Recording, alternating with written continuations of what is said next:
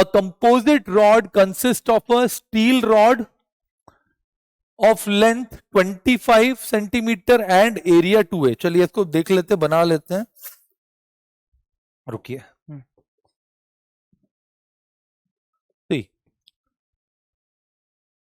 There is a rod जिसकी length आपके पास है 25 और एरिया ऑफ क्रॉस सेक्शन है आपके पास 2a and this is of steel. And आपके पास एक और रॉड है that is of copper 50 centimetre length and area of cross section आपके पास है a. The composite rod is subjected to an axial force F. If the Young modulus, okay एक और चीज लिख लेते हैं यहां पर, YS बाय YC जो आपको गिवन है 2:1 गिवन है. ठीक है, ये गिवन है. अभी जरूरत पड़ेगी तो हम लोग देखते हैं. ठीक है, तो स्ट्रेस स्टील जो आपके पास होगा वो होगा force upon 2a and stress copper जो आपके पास है that is F by A है. अगर हम ध्यान से देखें और इसको देख लेते हैं, डिवाइड कर लेते हैं, तो stress steel divided by stress copper जो आपके पास है that comes out to be और 1/2. तो स्ट्रेस ऑफ कॉपर जो है दैट इज मोर. ठीक है, क्योंकि 2 टाइम्स हो गया stress copper, this is twice of stress on steel, right.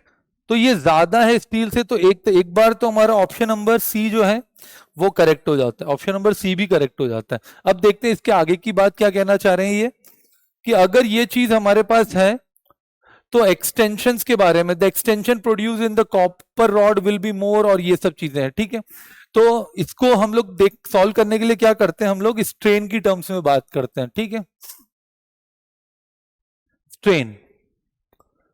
Strain in steel is stress divided by Y steel. Strain in copper is stress divided by Y copper. दोनों को किया आपने strain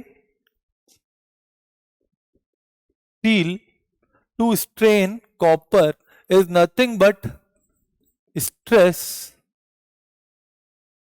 steel upon stress copper into YC by YS, right.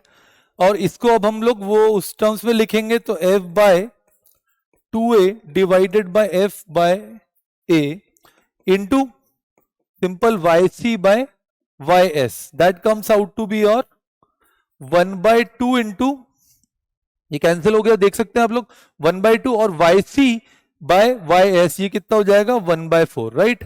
तो ये कितना हो गया 1/2, sorry. तो इसकी वैल्यू आपके पास हो जाती है 1/4, राइट. तो देखिए मैं इसको है ना एक कॉपी ले लेता हूं.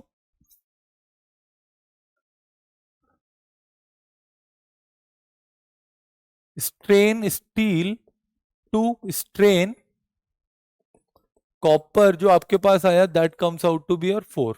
ठीक है, अब स्ट्रेन स्टील की बात करते हैं तो delta L by L steel upon delta L by L copper is equals to 1:4. तब आप इसको जब सिंप्लीफाई करते हैं तो delta LS upon delta LC into LC by LS is equals to 1/4.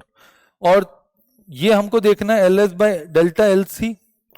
LC कितना था, लेंथ ऑफ कॉपर कितना था 50 और उसकी कितनी थी 25.